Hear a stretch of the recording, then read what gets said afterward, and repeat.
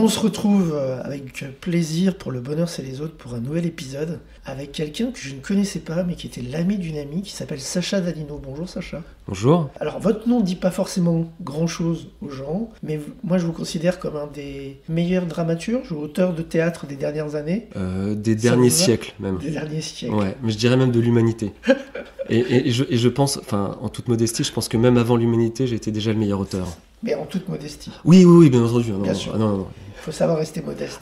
Toujours avec moi. Je vais vous présenter rapidement et vous allez me dire si j'ai bon. Donc vous avez été étudiant dans un lycée prestigieux Henri IV. Et je parle de ça parce que c'est à l'occasion de ces études à Henri IV que vous avez rencontré votre futur collègue, comparse, ami, Sébastien Zopardi. Et donc le duo Sacha Danino, Sébastien Zopardi, c'est quelques-unes des pièces les plus successful, si vous me permettez cette expression, pas très française, des dernières années. On peut en citer 2-3. Alors la première qui a été sur les planches pendant 17-18 ans, c'était l'adaptation du Tour du Monde en 80 jours. De Jules Verne. De Jules Verne, bien sûr. Il y a eu, bien entendu, Dernier coup de ciseau, qui se joue encore, là, ça va bientôt faire 13-14 ans. Je suis désolé, j'ai pas trop les dates en tête. C'est pas grave. Je commence à me faire très très vieux.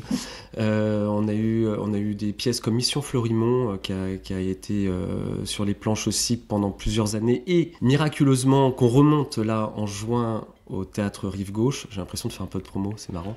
Voilà, ça faisait longtemps que j'avais pas fait ça. Voilà, on a des pièces prestigieuses. Ah oui, bien entendu, il y a l'Embarras du choix qui se joue au théâtre de la Gaîté depuis 4 ans maintenant. Voilà. Donc en tout, avec lui, vous avez écrit une douzaine de pièces. Oui. Et parmi cette douzaine de pièces, il y en a certaines qui ont été récompensées d'un Molière, ce qui est à la fois mérité et pas commun. Mais vous avez eu donc au moins 2 Molières, c'est ça ? Alors, vous allez me trouver un peu brutal, mais j'en tiens pas trop compte. Je sais que c'est très important d'avoir des Molières, et en même temps, je prends beaucoup de distance par rapport à cette récompense, parce qu'elle n'est pas, comment dire les choses de manière très diplomatique. C'est un peu comme d'autres cérémonies ou d'autres récompenses, ça demande du réseau, ça demande du travail souterrain, vous voyez, pour obtenir les choses comme ça. Donc, elle récompense pas toujours les bonnes pièces, elle récompense parfois des mauvaises pièces. Il y a parfois des raisons politiques, etc. Donc c'est très bien qu'on ait pu en avoir. Il faut savoir que les Molières, c'est un moyen d'amener du public, donc d'amplifier un succès s'il y en a un, mais c'est pas révélateur véritablement de la qualité d'une pièce. Mais voilà, voilà. Bon, j'insisterai pas là-dessus. Ouais. J'espère que personne n'écoutera ce que je dis. Personne n'écoute ce podcast. Il a très peu de. Non, mais sans plaisanter, on est nombreux dans le milieu à prendre nos distances par rapport aux Molières. En avoir un, c'est extraordinaire. C'est pas forcément une consécration, mais c'est extraordinaire d'un point de vue économique. Indéniablement, sur une affiche, ça fait venir du monde. Faut pas se leurrer là-dessus. C'est un argument marketing extraordinaire. C'est comme le bandeau prix Goncourt sur un livre, même si les gens qui achètent un prix Goncourt, c'est pas forcément pour le lire eux-mêmes, mais pour l'offrir. Ouais. C'est pareil pour le théâtre et c'est pareil pour le cinéma aussi d'une certaine manière. Voilà. Mais donc, ce qui est étonnant, c'est que vous êtes aujourd'hui, je l'ai dit, un homme de théâtre, mais vous vous orientez pas du tout vers ça. À la base, vos études n'étaient pas du tout vers ça, et vous avez même été à un moment donné, si mes informations sont bonnes, journaliste, rédacteur dans la presse économique et institutionnelle. Oui. Donc en fait, c'était pas une vocation, le théâtre. C'était un accident, mais avec du recul, je me demande si vraiment c'était un accident. Parce que en 6e, j'avais commencé à faire du théâtre. J'avais joué Le médecin malgré lui et La poudre aux yeux de la biche. Et ma mère, à la fin du spectacle, est venue me voir en me disant que si j'avais l'intention de faire un autre métier, qu'il fallait absolument pas hésiter. Donc, ça encourage. Ah oui, mais j'ai compris le message, donc je suis passé à autre chose. Mais donc vous étiez acteur à ce moment-là, vous étiez pas auteur. Alors j'étais comédien, mais ce qui est extraordinaire dans la vie, c'est que bien plus tard, une fois que j'étais déjà dans le métier, j'ai découvert la photo d'un type un peu excentrique dans les affaires de ma mère, en noir et blanc. C'était assez amusant, excentrique, en fait, il était complètement travesti, voilà. Mmh. Et je me dis, mais qu'est-ce que c'est que ce bonhomme Puis elle me raconte qu'en fait, c'était son grand-père maternel, et ce monsieur était journaliste. Il a été journaliste, Et il a été auteur de théâtre et particulièrement de comédie. Et je me dis, tiens, c'est quand même étrange parce que j'ai un parcours complètement similaire au sien. Et c'est là où je me dis, est-ce que ça a vraiment été un accident ou pas ?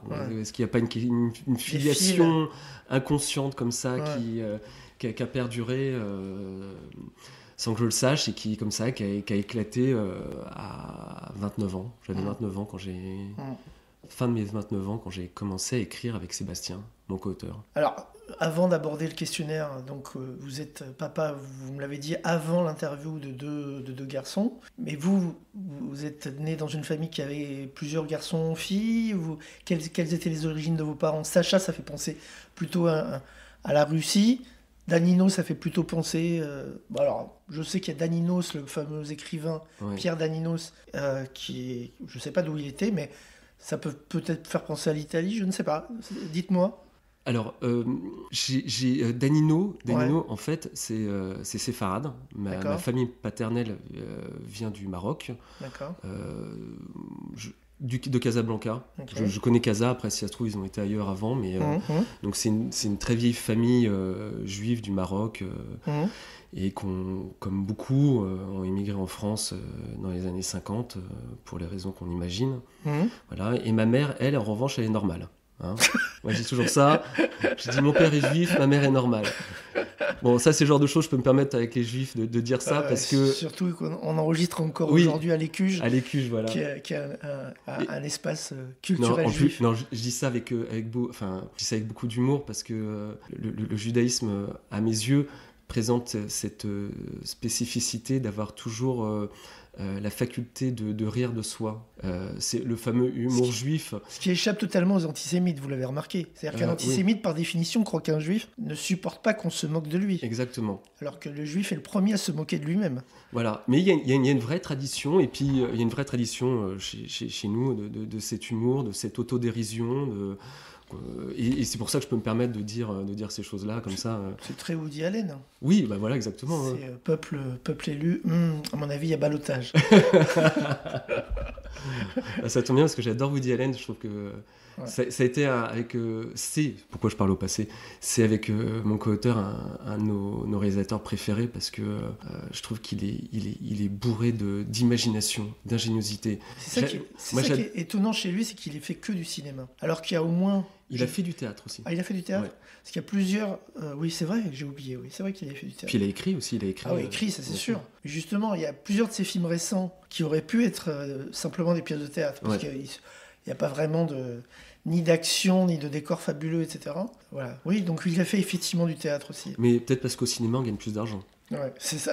Je continue. Donc, le côté juif a pris le dessus sur toute autre considération. Et ma mère est une catholique normande.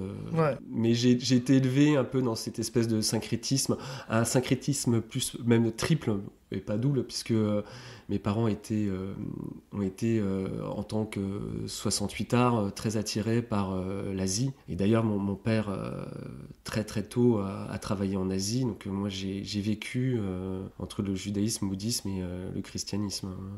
Voilà. Et mon père, je le revois encore mettre des cierges à Bouddha, ou des choses comme ça. Enfin, il n'y avait pas beaucoup de frontières chez nous. Et vous aviez des frères et des sœurs ? Alors, j'ai une petite sœur. Ouais. Et ensuite... vous avez découvert que vous avez... ensuite, mon père étant quelqu'un qui aimait beaucoup les femmes, avait d'autres enfants. Voilà. D'accord. Ok, je crois qu'on a fait une présentation à peu près complète, et donc on peut... À peu près complète. Je pense qu'il y aurait beaucoup de choses à dire. Mais on va l'aborder via le questionnaire. On va vous découvrir à travers le questionnaire du bonheur, c'est les autres. C'est un peu l'objectif. Avant d'aborder, je vous fais réfléchir sur l'expression elle-même, le bonheur, c'est les autres. J'ai construit le titre de ce podcast en pensant, je le raconte à chaque fois, en m'opposant à Jean-Paul Sartre qui avait écrit donc justement dans une pièce de théâtre, l'enfer, c'est les autres. Il a toujours dit qu'on l'avait pas compris, que c'était pas ce qu'il a voulu dire, etc. Mais bon, quand un auteur et un philosophe dit « j'ai écrit quelque chose, mais on m'a pas compris », c'est généralement que c'était pas bon. Donc, vous, ça vous inspire quoi l'expression « le bonheur, c'est les autres » ? Je vais faire juste une petite parenthèse. Ouais. un peu espiègle, parce que je suis en train de lire l'ouvrage de Michel Onfray sur l'islamo-gauchisme, en gros l'antisémitisme de gauche, Ouais. et je suis en train de lire là, actuellement le chapitre sur Sartre, et c'est un régal. Ouais. C'est un régal parce que ma mère va m'en vouloir parce qu'elle adore Sartre, mais on découvre un Sartre pervers, manipulateur, sale, coureur, enfin plein de défauts. Et c'est assez succulent. Moi, j'en découvre tout le temps sur Sartre et Simone de Beauvoir, qui sont tous les deux érigés au statut de saints laïcs, alors qu'en réalité, ils étaient tout sauf des saints, effectivement. Ouais. J'invite les gens à lire cet ouvrage. Alors, bon, en même temps, j'ai un parti pris pour Michel Onfray que je trouve brillant. Ouais. Mais cet ouvrage se lit très facilement et c'est un petit régal sur les chapitres, justement, parce qu'en fait, tous les gens qui l'abîment sont des icônes. Martin Luther, Marx. Comme souvent avec Onfray. Ouais. Il avait que de Jésus à Freud en passant par... il les a tous cassés. Ouais. Mais donc l'expression « le bonheur c'est les autres », ça vous inspire quoi ? Eh ben, moi étant donné que j'ai une formation un peu... Enfin, pourquoi je dis un peu ? Non, philosophique, parce que j'ai fait des études de philo. Oui, je l'ai pas dit. Oui, non, mais et d'histoire de l'art. La particularité, pour moi, des études philosophiques, ou plutôt de l'approche philosophique, c'est d'interroger les mots. C'est-à-dire qu'on ne peut pas, répondre à cette question sans interroger les mots. En l'occurrence, qu'est-ce que le bonheur ? Alors, on va y venir, c'est la question, la première question. Mais juste l'expression elle-même, le bonheur c'est les autres, ça vous parle ou... Étant donné que je suis un animal sociable, comme tout le monde, je ne saurais pas vivre en dehors des autres. Je serais incapable. À côté de ça, si je tire la corde dans l'autre sens, le malheur peut être aussi des autres. Oui, tout à fait. Politiquement, on sait très bien ce qu'il en est, qu'on peut subir l'autre. Donc, il n'y a rien de catégorique, bien entendu, mais on va revenir à la définition donc, du bonheur. Voilà. Donc, cours de philosophie, première année de philosophie Paris 4, on y va. Mais justement, moi, j'avais répondu à un de mes témoins qui me disait « Non, pour moi, le bonheur, c'est pas tous les autres. » Je lui avais dit, j'ai pas dit le bonheur, c'est tous les autres. J'ai dit le bonheur, c'est les autres. C'est pas exactement la même chose.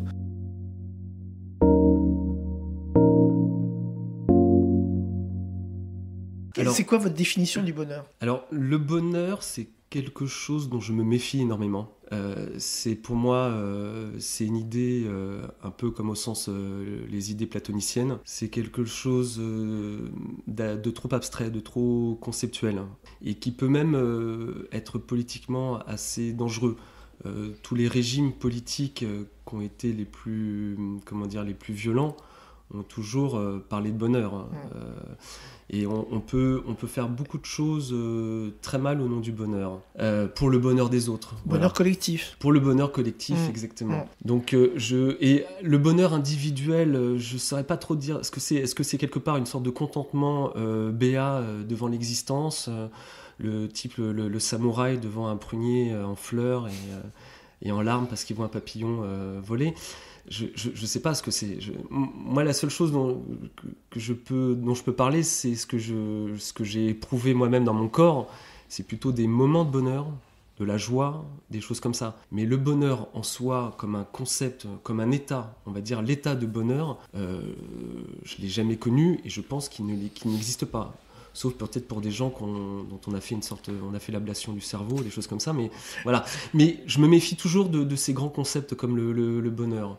Mais quand vous avez parlé d'Asie tout à l'heure, les Asiatiques ont une vision, justement, une perception de ces moments de bonheur dont vous parlez, qui est très différente des Occidentaux. C'est une vision qui n'est pas du tout platonicienne ou qui n'est pas du tout,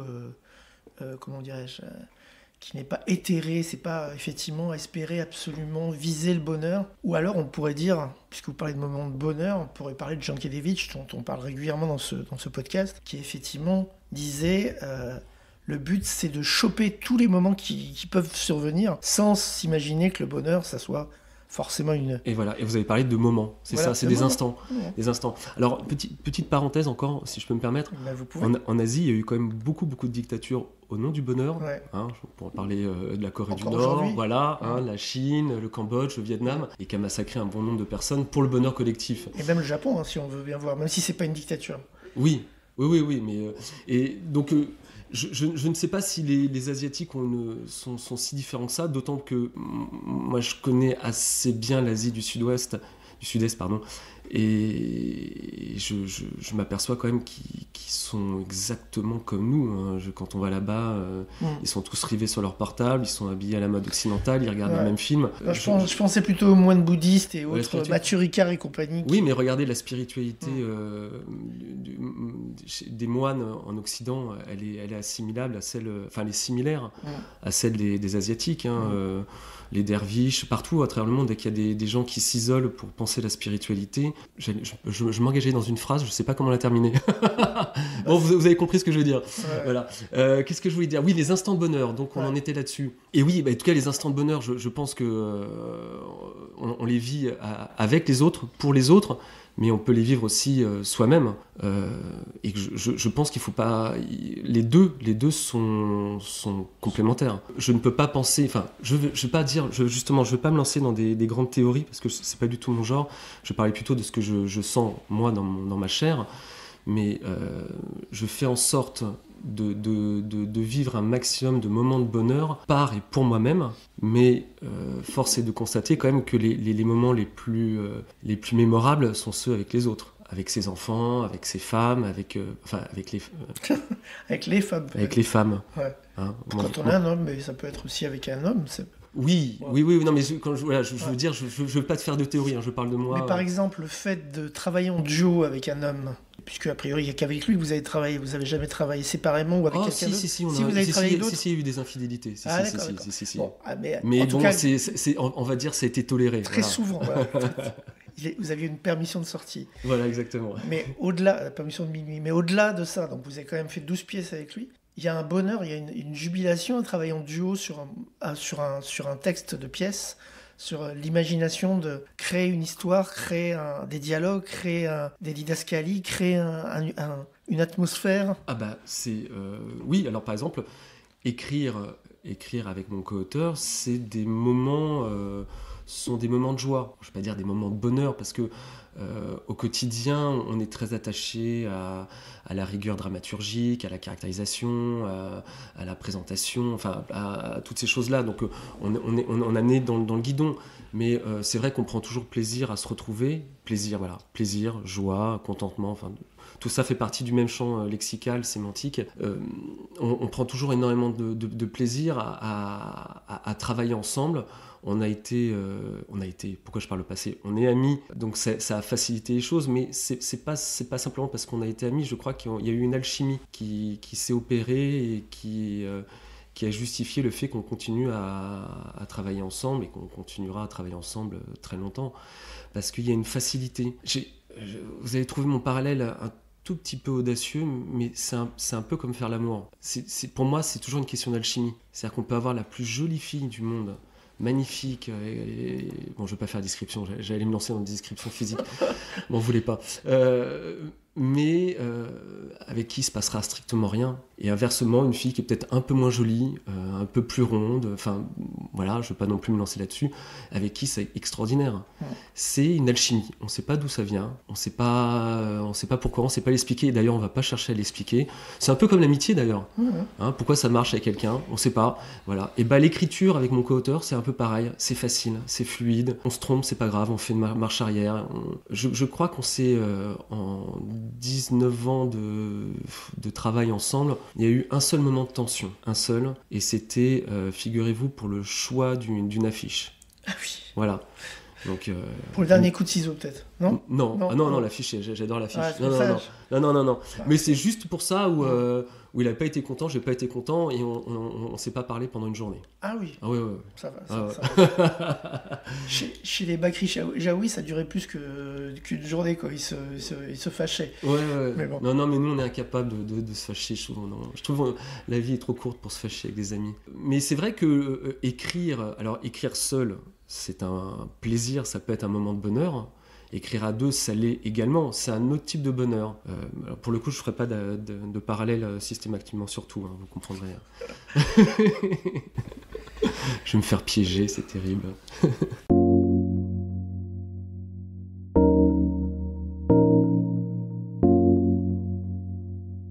Alors votre enfance, vous l'avez passée, vous allez me dire, peut-être en région parisienne. À Paris. À Paris. Et donc, quel est si je vous demande un souvenir d'enfance là, qui vous remonte spontanément à la surface, vous me répondez quoi? Spontanément, là, comme ça, tout de suite, oui. Je vais vous parler de la vue que j'avais chez moi quand j'étais tout jeune, enfant. J'ai eu cette chance extraordinaire d'avoir vécu face à Notre-Dame. Pendant 10 ans, 10-15 ans, je crois, je me suis levé tous les jours avec Notre-Dame face à moi. J'habitais quai Montebello et mine de rien, c'est pas anodin, ça a structuré mon esprit. J'ai pris goût à la fois pour la spiritualité, mais aussi pour le beau. Voilà, je suis quelqu'un qui est extrêmement sensible à la beauté. Esthète. C'est-à-dire qu'à la fois je suis sensible à la beauté et à la fois, forcément le pendant, j'ai une répulsion pour la laideur. Tous les bâtiments, l'architecture, mais ça n'a plus aucun rapport avec le bonheur, là, ce que je suis en train de vous dire. Mais bon, mais pour vous dire... Tout a un rapport avec le bonheur. Moi, ce moment, c'est vrai que mon enfance... Vous voulez dire quoi? Vous voulez dire avec le classicisme? C'est-à-dire que tout ce qui sort des canons d'une beauté qui a mis des siècles à se construire, ça vous insupporte? Non, pas du tout. L'art contemporain, par exemple. Alors, mais parlons architecture, par exemple. Pour moi, là, je suis très sensible à l'architecture. L'art contemporain, là, on pourra en parler, bien entendu. L'architecture, si, je suis extrêmement sensible pour moi parce que c'est un art social, vraiment social. C'est-à-dire, c'est ce qui nous est donné. On peut échapper à l'art contemporain si on n'a pas envie d'aller voir une expo. On peut échapper à la musique contemporaine si on n'a pas envie d'écouter de la musique. Il n'y a pas de souci. L'architecture, c'est ce qui nous est donné. Et j'ai eu cette chance d'avoir été élevé dans le quartier latin, Henri IV, dans des beaux bâtiments, de m'être levé tous les jours face à Notre-Dame. Et ce beau au quotidien crée une sensibilité quand même. Et à contrario, quand je vois des banlieues qui sont massacrées par des architectes ou des urbanistes qui sont extrêmement minimalistes, qui sont uniquement fonctionnels, ou voir aujourd'hui le mobilier parisien qui est d'une laideur. Quand on voit les colonnes Wallace ou les colonnes Maurice, est-ce qu'elles sont belles ou pas belles? C'est pas le sujet, mais il y a eu un souci esthétique. Quand on voit les HBM, vous savez ce que sont les anciens HLM d'après-guerre, d'après la Grande Guerre, qui étaient des logements ouvriers. Aujourd'hui, vous savez, c'est des bâtiments en briques rouges. Ils sont décorés, toutes les façades sont décorées. Elles sont toutes uniques. Il y a eu un souci esthétique. Après, il y a eu, bien entendu, l'art déco, qui est extrêmement minimaliste, mais qui est très élégant. Moi, j'adore l'art déco. C'est très minimaliste, mais c'est magnifique. Et puis, on ne sait pas ce qui s'est passé après-guerre. C'est le brutalisme. Enfin, c'est ce que j'appelle le brutalisme, c'est-à-dire qu'on a oublié l'ornementation, on a oublié la beauté, on a oublié l'harmonie. Et aujourd'hui, regardez Paris, vous allez comprendre que j'ai pas beaucoup d'affection pour Anne Hidalgo et sa municipalité, où ils nous ont massacré Paris en nous faisant des bâtiments qui sont d'une laideur indicible. Ça nous fait un point commun. Voilà, mais en tout cas, je pense que quand on est parisien, on peut pas aimer cette femme.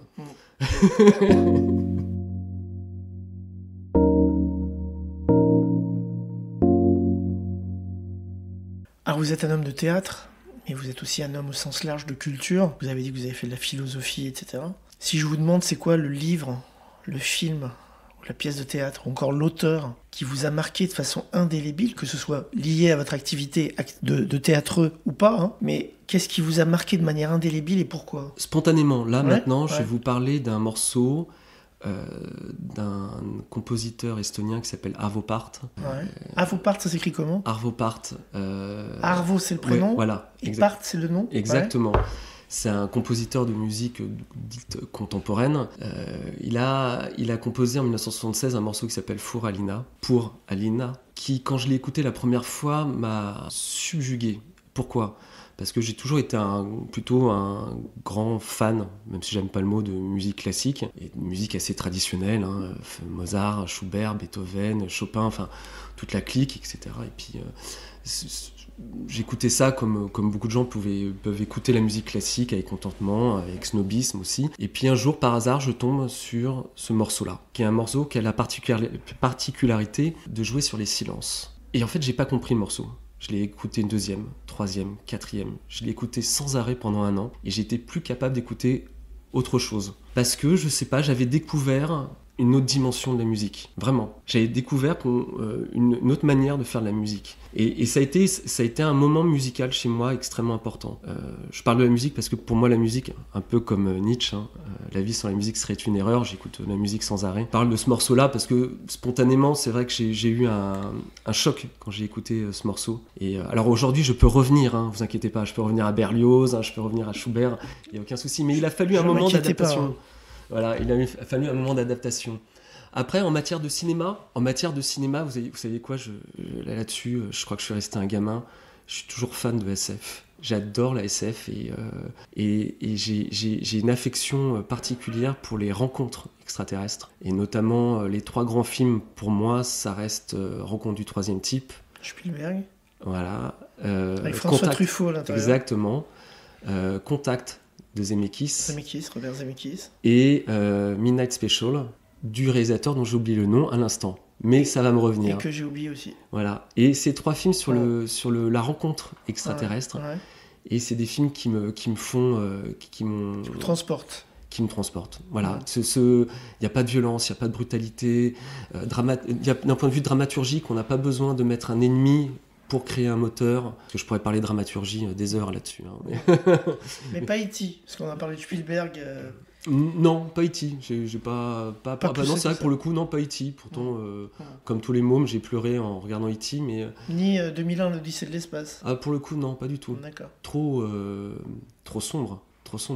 Les films dont je vous ai parlé, les 3, ils sont très lumineux, très joyeux. C'est une rencontre joyeuse avec l'autre. 2001, d'ailleurs, c'est une rencontre avec une IA, quoi. C'est HAL. Qui est, on rappelle HAL, le robot de 2001 de l'Odyssée de l'espace s'appelle HAL parce que quand vous décalez d'une lettre, chaque lettre ça devient IBM. HAL c'est IBM et en fait effectivement c'était le premier à parler quelque part de l'intelligence artificielle et de la prise de pouvoir des robots sur les humains. Donc, Kubrick était quand même génial. Après on peut ne pas aimer oui ou non son film. Il y a d'autres films qui sont à mon avis encore plus puissants chez lui, mais... Alors en matière de cinéma... Je fais toujours la distinction entre des très bons films et des films que j'ai aimés. Oui, on peut très bien ne pas aimer un très bon film. Oui. J'ai toujours, comme tout le monde, j'ai toujours trouvé Kubrick forcément génial. Est-ce qu'il m'a touché ? Non, aucun de ces films ne m'a touché. Même le tout premier ? Peut-être Shining, parce que il m'a fait tellement peur. Sentier de la gloire, vous l'avez vu ? Oui. Mais voilà, je reconnais que ce sont des très bons films. Et inversement, il y a des films qui sont par exemple plus maladroits dans la réalisation. Lolita. Pardon ? Lolita. Non plus, j'ai pas. Enfin, je reconnais la qualité cinématographique. Mais alors la question qui se pose par rapport à vous, parce que je suis pas allé jusqu'à vous redemander après quel était votre livre préféré, parce que vous avez commencé par de la musique et que j'aime ça parce que vous êtes le premier depuis le début du podcast à me parler de musique. Pourquoi avoir écrit du théâtre ? Vous auriez pas pu écrire, et d'ailleurs est-ce que vous écrivez pas par ailleurs de la prose ou de la poésie ou des romans Alors, c'est un autre cerveau. Expliquez-moi ça. Alors, j'ai été journaliste avant dans l'écrit. Ouais. Et on me dit, c'est facile, tu passes de l'écrit à l'écrit, c'est facile pour toi. Et en fait, c'est pas les mêmes cerveaux. On n'utilise pas les mêmes cerveaux pour écrire un article, pour écrire de la poésie, pour écrire un roman, pour écrire une pièce de théâtre, ni pour écrire d'ailleurs un scénario. On fait pas. Oui, mais on peut s'essayer à tout. Moi, je m'essaye à tout. Alors, bien entendu, j'ai pas fait une pièce comme vous à succès, mais. Non, mais tout à fait. Non, on peut s'essayer, mais vous avez remarqué que ça fait pas appel aux mêmes fonctions.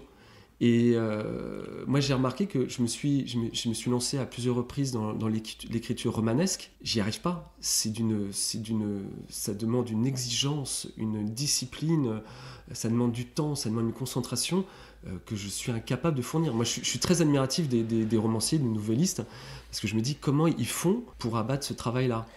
Il y a de rares cas, mais par exemple Éric Emmanuel Schmitt qui fait les deux. Oui. Ou plus récemment, mais moi je trouve qu'il est plutôt meilleur en théâtre qu'en roman, Alexis Michalik.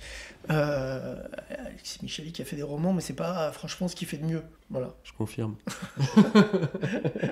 Mais non, mais bien sûr, il y a beaucoup de gens qui sont capables de tout faire.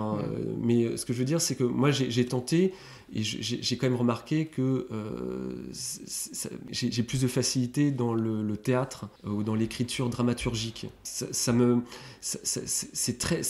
une discipline discipline, je trouve, l'écriture romanesque. Alors la poésie, j'ai jamais vraiment essayé parce que je j'ai pas d'affinité particulière pour la poésie. Vous m'en voulez pas? Pas du tout. Non, c'est terrible parce que, alors je vais vous faire une confession, quand j'avoue ça, quand je fais cette confession, j'ai toujours en face de moi des gens qui me regardent atterrés, mais sidérés, c'est-à-dire en gros c'est comme si je leur annonçais que j'allais devenir un assassin.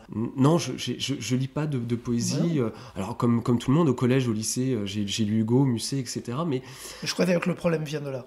Le problème vient du scolaire. Mais non, mais C'est-à-dire qu'en peut-être. fait, pour m'être essayé plusieurs fois à la poésie, avoir écrit 2 recueils de poésie, je peux dire qu'effectivement, moi, quand je suis sorti de ma scolarité, avec l'idée que la poésie c'était vieux, que c'était chiant, il fallait apprendre par cœur, ça parlait pas à l'âme. Enfin, la plupart des poèmes que je lisais parlaient de choses qui avaient lieu au 19e siècle et au début du 20e, donc c'était pas mal. Alors que la poésie, elle prend tellement de formes différentes. C'est comme si on dit j'aime pas la musique, quoi. Non, mais je suis tout à fait d'accord.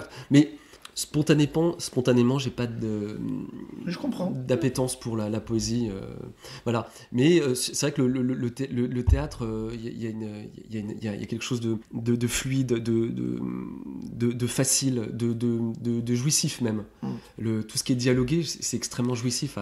Ce qui m'intéresse, c'est qu'avant d'écrire des pièces de théâtre avec Sébastien Azopardi, vous étiez déjà quelqu'un qui allait souvent au théâtre. Vous aviez déjà vu beaucoup de pièces ou pas du tout? Pas particulièrement. Donc Non. c'est une génération spontanée, quoi. Non, j'allais au théâtre souvent pour aller voir mon co-auteur Sébastien, mais spontanément, j'allais pas trop au théâtre. Alors, j'ai une anecdote aussi qui est très amusante, parce que ma mère m'emmenait souvent au théâtre quand j'étais petit. Ah, quand même. Oui, Okay. mais Okay, après, j'ai pas repris enfin, j'y suis pas retourné. Mais je suis allé un jour au théâtre, je suis allé voir une pièce qui s'appelait Aventi avec Aldo Maccione, Ah oui. et ma mère m'avait acheté le livret et m'a dit va le faire signer tout ça. Donc et j'étais tout gamin, je vais voir Aldo Maccione à l'époque, j'étais impressionné, mes jambes tremblaient, et je lui dis monsieur avec ma petite voix comme ça. Enfin, comme si j'avais une grosse voix aujourd'hui.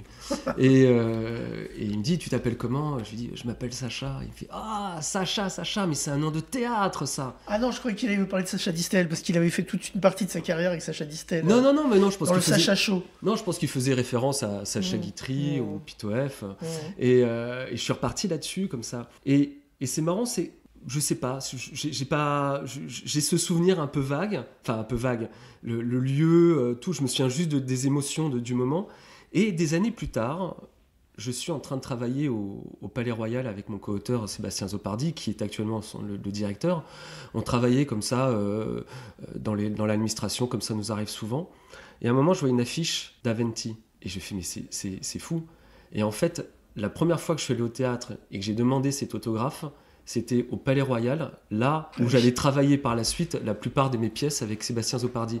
Il y avait quelque chose d'assez magique. Et je savais pas à l'époque que c'était le Palais Royal, j'étais trop petit, je m'en doutais pas. Et c'était un peu par hasard, je me suis dit, tiens, c'est marrant, je travaille aujourd'hui dans l'endroit où je suis allé pour la première fois au théâtre. Donc je pense qu'il y a quand même quelque chose d'un peu ésotérique, si je peux me permettre.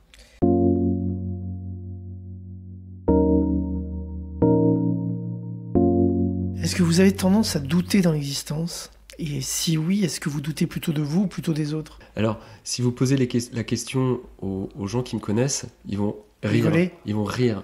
Je passe mon temps à douter. Je doute sans arrêt, de moi, mais en permanence.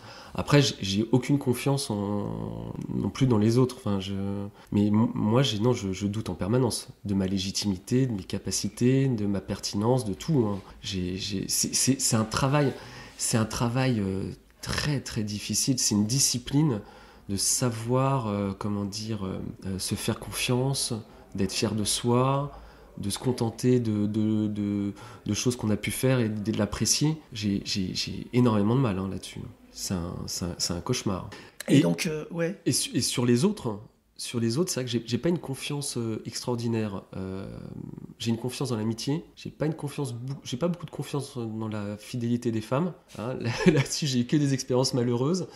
Mais dans l'humanité, j'ai pas non plus énormément de confiance. Je suis ce qu'on appelle une sorte de féru d'histoire. Et l'histoire a toujours montré que le pire a toujours eu lieu. Il y a des années de ça, j'avais discuté dans un café avec un directeur de théâtre qui est juif et à qui j'avais dit tu verras, l'antisémitisme va revenir de manière très violente, très brutale. Et je lui ai dit elle viendra pas de l'extrême droite, c'est sûr. D'autant plus que j'ai des origines séfarades, je sais ce qu'il en est. Et lui, bien entendu, Ashkénaze, m'a dit « Mais qu'est-ce que tu racontes ? C'est n'importe quoi. Bon, limite, il m'a traité de raciste, etc. etc. » Puis après, il y a eu tous les événements qui ont eu lieu et qui continuent à avoir lieu aujourd'hui en France, qui m'ont donné raison et qui font que, d'une certaine manière, je suis en permanence méfiant de l'histoire, de la politique.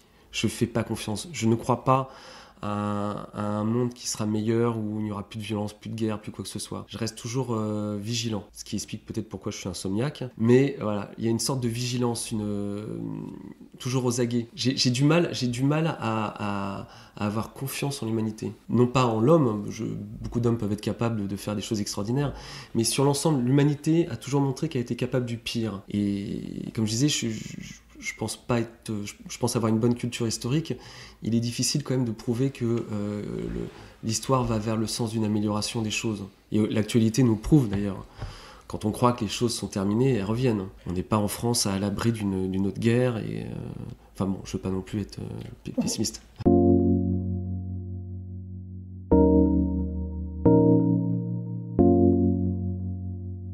On va y venir un peu plus loin dans une autre question. Là, j'ai envie de vous interroger sur votre perception de la mort et de la spiritualité. C'est-à-dire, non pas on l'a compris, vous êtes né d'une mère catholique et d'un père juif. Vous n'avez pas été forcément élevé dans la religion, voire pas du tout. Vous avez eu d'ailleurs des influences d'autres religions venant d'ailleurs, etc. Donc ma question ne porte pas sur la pratique religieuse, ni même sur la croyance, mais sur votre rapport à la spiritualité au sens large. Et souvent, elle s'incarne dans le rapport à la mort qu'on a. Bien sûr. Donc, quelle est votre position par rapport à ça ? Comment vous vous situez ? Je dis toujours que je m'inscris dans une spiritualité. Il y a quelque chose de dynamique. Il y a un chemin. Je suis continuellement dans l'interrogation. J'interroge en permanence cette spiritualité. Ce qui est sûr, c'est que je ne suis pas athée. Après, j'ai beaucoup de difficultés à exprimer ma spiritualité. Je la qualifierais d'apophatique. C'est-à-dire que je peux dire ce qu'elle n'est pas. Voilà. C'est très difficile de parler de spiritualité, surtout en France aujourd'hui, et dans mon milieu, dans le théâtre, c'est un milieu qui est assez prude sur ces questions-là. Prude ou intolérant ? Les deux. C'est quand même un milieu, je vais mettre les pieds dans le plat, très à gauche, et qui peut avoir un regard très dur sur la spiritualité et encore plus sur la religion. Fort heureusement, je m'aperçois qu'en discutant à droite à gauche, c'est pas si simple que ça. C'est une tendance générale. Mais c'est pas forcément construit à l'époque moderne. Hein. Je veux dire, le théâtre, on le voit par exemple avec Molière, etc. C'était des gens qui s'étaient construits contre la religion, qui étaient considérés par la religion comme qui étaient enterrés à la va-vite sans... Oui, alors sans sacrement, etc. Oui, mais là, c'était sur la religion en tant qu'institution. C'était pas sur la foi ou la spiritualité, c'est autre chose. Moi, c'est vrai que j'ai une culture religieuse, indéniable. Je vais très souvent prier, mais je ne me considère pas comme religieux ni pratiquant. En revanche, je me considère comme quelqu'un œuvrant dans une spiritualité très large. Donc ça implique, bien entendu, un rapport à la mort qui est différent de quelqu'un qui n'y adhère pas. Déjà, premier point, c'est que j'ai une indulgence infinie à l'égard des gens qui n'adhèrent pas à ma spiritualité. C'est-à-dire, mon ex-femme, avec qui j'ai vécu pendant 20 ans, était très à gauche, ne croyait pas en Dieu, ne croyait pas en la mort, croyait en la mort, mais ne croyait pas en là. Et ça ne m'a pas empêché de vivre avec, et tout se passe très très bien. Il n'y a absolument aucune intolérance ou quoi que ce soit. C'est quelque chose qui ne relève pas du dogme, qui ne relève pas de la croyance, qui relève chez moi d'un sentiment, quelque chose de charnel, de viscéral, que j'ai jamais cherché à expliquer, parce que je ne peux pas expliquer. C'est pour ça que je parlais de définition apophatique. Je ne sais ce que ce n'est pas, excusez-moi pour ce français déplorable, mais je ne sais pas ce que c'est de manière positive. Voilà. Mais donc la mort, d'une certaine manière, je la crains absolument pas. Je peux craindre en revanche la mort des autres. La mort de mes proches me tétanise. La mienne, absolument pas. Moi, je dis toujours à mes enfants, vous inquiétez pas pour moi, si à un moment, voilà, je meurs, ne soyez pas tristes. Moi, au contraire, je suis extrêmement curieux de savoir ce qui se passera après. Mais vraiment, c'est-à-dire que si à un moment il m'arrive quelque chose et on me dit, il te reste plus grand-chose à vivre, je me dis, bah tant pis, je suis curieux, qu'est-ce qui va se passer? Voilà, j'ose croire, il y a quelque chose en moi qui est plein d'enthousiasme pour le coup et de confiance, j'ose croire qu'il y a quelque chose. Quelque ça chose, peut pas se terminer comme ça. Mais quelque chose de plutôt d'enthousiasmant. Et dialoguer avec des morts éventuellement, même de manière dans les rêves ou... C'est quelque chose qui vous arrive ou pas du tout? Oui, alors après on arrive dans des on arrive dans des questions un peu intimes. Je peux... Ce podcast est très intime en fait. Oui, non, bah ça peut m'arriver de sentir des proches qui ont disparu sans pour autant dialoguer parce que je les trouve pas très bavards, mais des présences ou des signes. Il m'est arrivé des petits moments, des petits moments où je me suis dit tiens, soit le hasard est très bien foutu, soit on a toqué à la porte de l'existence et je sais qui c'est. Voilà.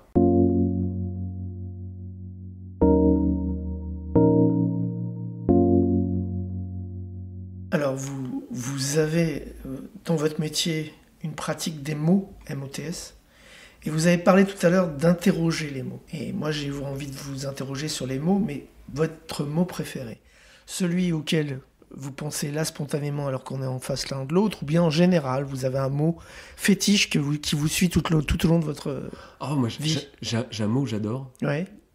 C'est féliciter. Féliciter. La félicité.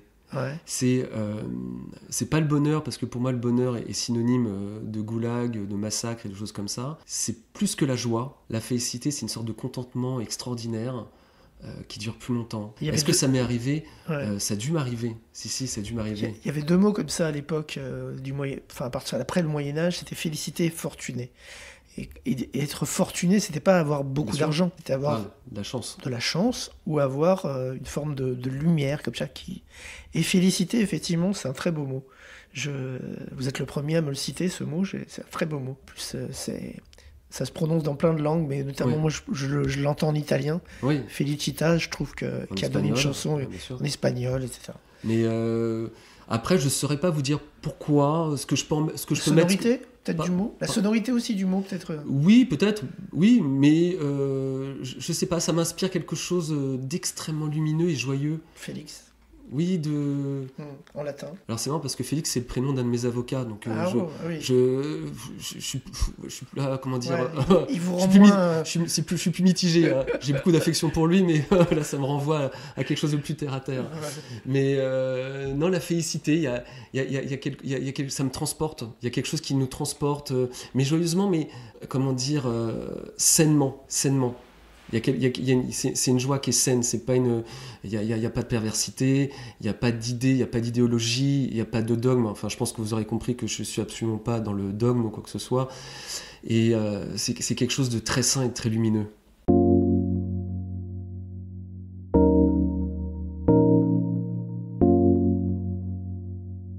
Schématiquement, la société peut se séparer entre les gens qui se considèrent, ou qui le sont, optimistes et les pessimistes.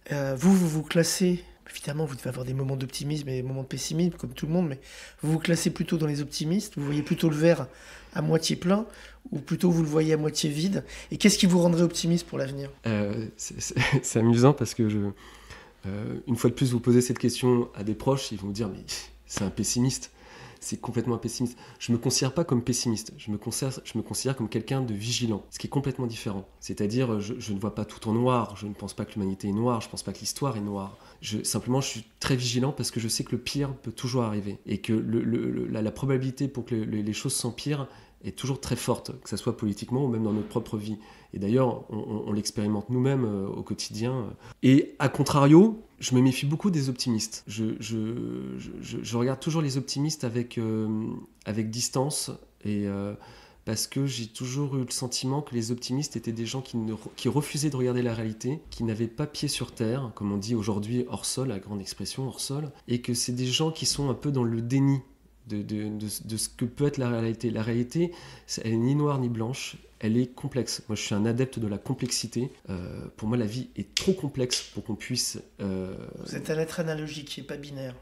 Ah non, absolument pas binaire. Mais elle est trop complexe, la réalité, pour nous autoriser à être optimistes. Et négatifs aussi. Mais c'est vrai que si je dois choisir un camp, je serais plutôt dans le camp des pessimistes, puisque vigilant. C'est une histoire, c'est peut-être dû à mon histoire personnelle, mon histoire familiale, et c'est vrai que pour la France, je vois pas du tout d'issue. Je la regarde comme une nation en chute libre. Ça m'arrive même d'imaginer qu'elle va disparaître. C'est pas impossible, il y a des nations qui ont disparu dans l'histoire. La Pologne est disparue, la terre d'Israël en 70 aussi elle a disparu. Enfin, il y a des nations qui disparaissent et qui peuvent réapparaître. Et qui peuvent réapparaître, bien entendu. C'est en ça que je suis pas un pessimiste, c'est-à-dire que je suis quelqu'un de vigilant, c'est-à-dire que la vie est trop compliquée pour qu'on puisse y plaquer un filtre noir ou blanc. Mais là-dessus, c'est vrai que à la fois, je me méfie des gens optimistes parce que je me dis, tu ne vois pas les choses ou tu ne veux pas les voir. Et de l'autre côté, je prends beaucoup de distance aussi par rapport à toutes les bonnes nouvelles. Je me dis, qu'est-ce que ça peut cacher ? Et généralement, je me définis un peu comme Cassandre. C'est-à-dire que quand il y a un événement, je doute. Je doute de ce que ça peut donner de positif. Il y a eu un exemple comme ça, c'était sur ce qu'on appelait le printemps arabe. Moi, je voyais autour de moi, tout le monde était enthousiaste à l'idée du printemps arabe. Moi, j'ai fait partie de ces gens de dire « Attendez, c'est pas si simple. Croyez pas que ça va donner quelque chose d'extraordinaire et que le paradis va redescendre, enfin, ça sera la Jérusalem céleste sur terre. » Non. Et l'actualité nous a montré qu'effectivement, il fallait se méfier. La fin des chambres à gaz n'a pas mis fin à l'antisémitisme. Le mouvement MeToo ne mettra pas fin à la misogynie. Enfin, toutes ces choses-là. Et je suis quelqu'un qui reste toujours très vigilant, donc plutôt dans le camp des négatifs. Si, par rapport à des optimistes. Et je vous dis, pour moi, un optimiste, c'est quelqu'un qui est potentiellement dangereux.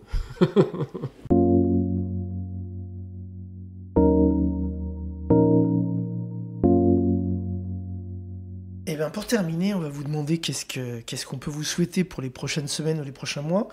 Et par exemple, est-ce que vous avez une pièce en cours d'écriture ? Quelle va être votre actualité au cours des prochaines semaines et des prochains mois ? Il y a un mot qui me vient à l'esprit, oui. Je ne pourrais pas trop en parler parce que c'est un peu délicat, mais beaucoup de gens comprendront. Libération. Comme disait Malraux, je ne sais pas ce que c'est que la liberté, mais je sais ce que c'est que la libération. J'ai besoin là actuellement d'être libéré de quelque chose de pesant, qui n'est pas professionnel. Et ça sera quelque chose d'extraordinaire quand ça arrivera. Ça sera peut-être un moment de félicité. Mais après, professionnellement, oui, écoutez, quand on écrit, le principe de l'écriture, c'est qu'en fait, on est sur plusieurs projets. On souhaite que tous ces projets puissent voir le jour. Malheureusement, c'est pas toujours le cas. Et puis, quand ils voient le jour, on souhaite tous, bien entendu, que ça devienne des succès. Et qu'on enchaîne comme ça les succès. Parce que qui dit succès... dit possibilité de payer un loyer, voilà, de manière très prosaïque, d'emmener ses enfants en vacances et de manger un super resto, voilà. Non, mais après, est-ce que j'aspire à autre chose, un peu comme, je pense, comme beaucoup de gens, entre guillemets, artistes comme moi, c'est-à-dire, j'ai envie de dire un peu moyenne gamme, vous voyez, c'est-à-dire qu'ils peuvent rencontrer une petite notoriété, mais qui sont pas encore des gens extraordinaires.